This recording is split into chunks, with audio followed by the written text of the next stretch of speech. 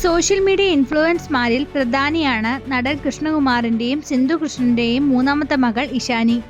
രണ്ടാമത്തെ മകളായ ദിയ കൃഷ്ണയുടെ കുഞ്ഞിനെ വരവേൽക്കാനുള്ള തയ്യാറെടുപ്പിലാണ് ഇപ്പോൾ കുടുംബം.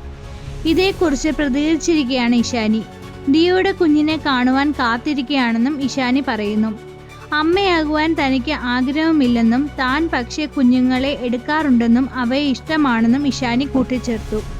ഓസി എന്നാണ് ദിയെ വീട്ടിൽ എല്ലാവരും വിളിക്കുന്നത്. ഓസിയുടെ കുഞ്ഞിന് വേണ്ടി കാത്തിരിക്കുകയാണെങ്കിലും കുഞ്ഞ് തന്നെ കുഞ്ഞമ്മ എന്നോ ചിറ്റ എന്നോ വിളിക്കുന്നത് തനിക്ക് ഇഷ്ടമുള്ളതെന്ന കാര്യമാണെന്നും ഇഷാനി പറയുന്നു. എനിക്കിപ്പോൾ അമ്മയാകണമെന്ന ആഗ്രഹമൊന്നുമില്ല, പിന്നീടുണ്ടാകുമോ എന്ന് അറിയില്ല.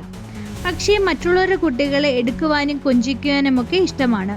ഹൻസുവിന് ശേഷം കുടുംബത്തിൽ വരാൻ പോകുന്ന ആദ്യത്തെ കുഞ്ഞാണ് ദിയയുടെ ബേബി. ഹൻസുവിന് ശേഷം തൻവിയുടെ കുഞ്ഞായ ലിയാൻ വന്നുവെങ്കിലും അവൻ കുഞ്ഞായിരുന്നപ്പോൾ ഞങ്ങൾ അവനെ കാണുകയോ ഓമനിക്കുകയോ ചെയ്തിട്ടില്ല. ആ സമയത്തെല്ലാം അവൻ കാനഡയിലായിരുന്നു. ലിയാന് 4 വയസ്സുള്ളപ്പോഴാണ് ഞങ്ങൾ ആദ്യമായി നേരിട്ട് കാണുന്നത് തന്നെ. കുഞ്ഞമ്മ, ചിറ്റ എന്നൊക്കെ ഓസിയുടെ കുഞ്ഞ് എന്നെ വിളിക്കുന്ന ആലോചിക്കുവാനേ ആകുന്നില്ല. അത് ഞാൻ അക്സെപ്റ്റ് ചെയ്യില്ല. കാരണം എൻ്റെ മനസ്സിൽ ഞാൻ ഇപ്പോഴും കുട്ടിയാണ്. ലിയാൻ പോലും ഞങ്ങളെ പേരാണ് വിളിക്കുന്നത്. എനിക്കും അതാണ് ഇഷ്ടം. അതുകൊണ്ട് ഓസിയുടെ കുഞ്ഞിനോടും എന്നെ പേര് വിളിക്കാനാണ് പറയുക.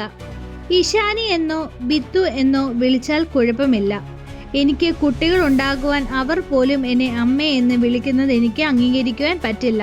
ഞാൻ എൻ്റെ അമ്മയുടെ കുട്ടിയാണ്. ഞാൻ ആരുടെയും അമ്മയും ആൻറ്റിയും അല്ല, ഇഷാനി പറയുന്നു. ഇഷാനിയുടെ വീഡിയോയുടെ താഴെ വൻ വിമർശനങ്ങളാണ് ഉയരുന്നത്.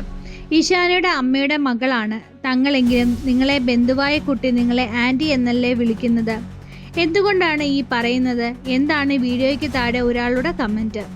അമ്മ എന്ന വാക്കിൻ്റെ മൂല്യം സ്വന്തം അമ്മയോട് തന്നെ പോയി ചോദിക്കൂ എന്നാണ് മറ്റൊരാൾ കുറിച്ചത്.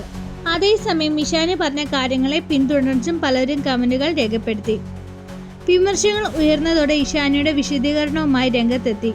താൻ പറഞ്ഞതൊക്കെ തമാശയായി കാണൂ എന്ന് പല വീഡിയോകളുടെ താഴെയും സർക്കാസ്റ്റിക് ആയിട്ട് സംസാരിച്ചത് എന്നുമാണ് താരം പ്രതികരിച്ചത്.